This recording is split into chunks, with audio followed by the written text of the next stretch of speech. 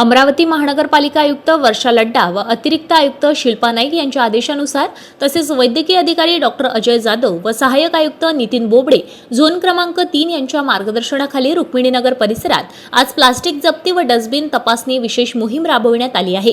या मोहिमेदरम्यान एकूण 16 आस्थापनांची तपासणी करण्यात आली आहे। तपासणीत काही ठिकाणी कापडी व कागदी पिशव्यांचा तसेच 51 मायक्रॉनपेक्षा जास्त जाडीच्या प्लास्टिक पिशव्यांचा वापर आढळून आलाय। मात्र एका आस्थापनात प्रतिबंधित प्लास्टिकचा वापर आढळल्याने संबंधितांवर दंडात्मक कारवाई करण्यात आली आहे। संबंधित प्लास्टिक आढळून आल्याबद्दल आर्चिस पान सेंटर या आस्थापनास 5000 रुपये दंड आकारण्यात आलाय। तसेच विजय काळे, शुभम आदमणे व अभिजित आदमणे यांच्याकडून प्रत्येकी 1000 रुपये दंड वसूल करण्यात आला आहे।